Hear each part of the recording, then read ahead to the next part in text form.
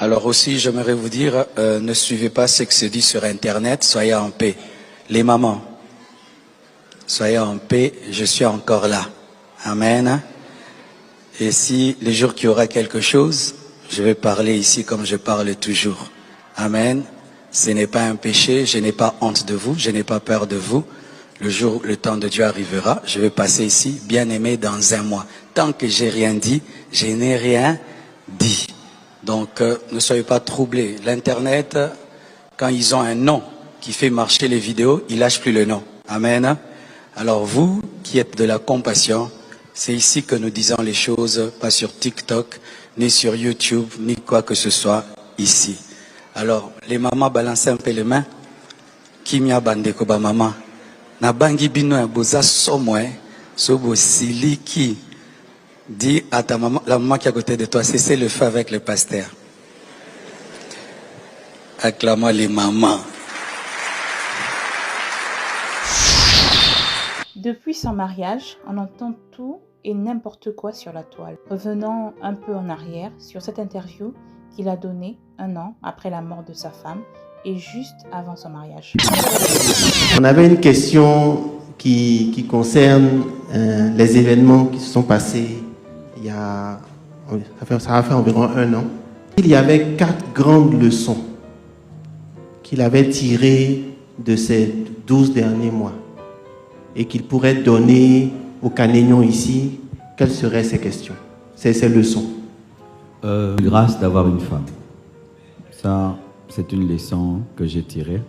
Il ne faut jamais trouver que c'est normal d'avoir une femme qui t'attend à la maison. C'est extraordinaire, je t'envie. Aussi, il ne faut pas perdre le temps se chamailler avec sa femme. C'est une perte d'énergie, de temps comme pas possible. Si je peux vous dire, valorisez vos épouses. Donnez-leur du temps.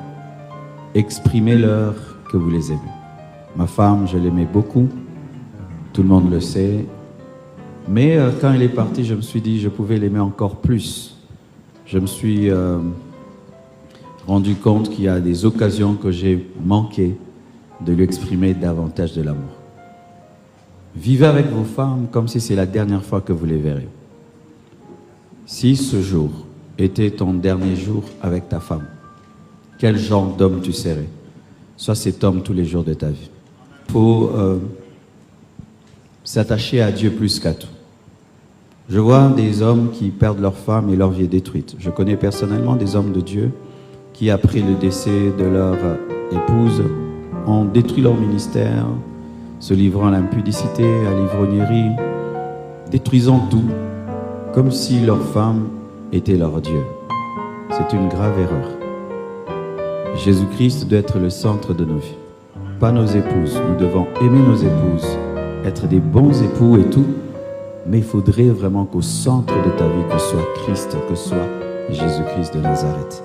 Si ta vie tourne autour de ton épouse, si le Seigneur la prend, alors ton ministère, tes affaires, ton couple, ta famille, tes enfants seront détruits.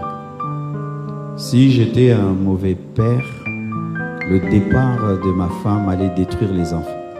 Mais quand elle est partie, les enfants ont remarqué que la stabilité continue. Je veille sur eux, comme leur maman faisait. C'est vrai, pas comme une femme, mais autant que je peux, les enfants ont gardé un équilibre. Lors de cette interview, on peut remarquer qu'il a parlé de ses sentiments au passé. Il a bien dit « je l'aimais » et j'aurais pu l'aimer encore plus. Donc on a bien vu qu'il avait déjà fait son deuil et qu'il était passé à autre chose, parce que là même, il parle également de ne pas mettre sa femme au centre de sa vie, parce que s'il l'avait fait aujourd'hui, il ne serait pas remarié. Donc on voit bien qu'il avait pour lui déjà fait son deuil et passé à autre chose, parce que à ce moment-là, il était peut-être déjà fiancé. Il a donc, à travers ses prédications, préparé sa communauté à accepter sa nouvelle vie, parce qu'il le disait clairement que lui ne devrait pas rester célibataire. Maintenant, écoutons.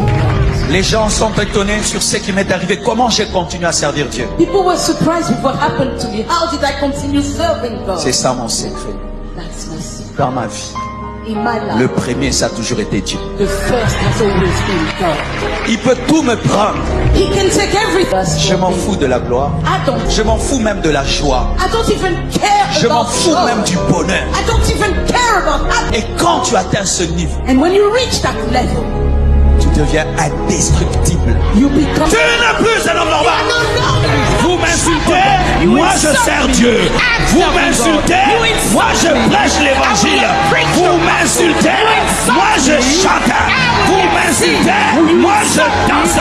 Vous m'insultez, moi je prêche l'évangile à mi. Parce que tu atteins ce niveau, When you reach that tes level, ennemis vont se fatiguer. your enemies will get Parce que tired. rien ne te touche. Because Bref, revenons à ce fameux mariage et analysons ensemble. Je me suis posé plusieurs questions.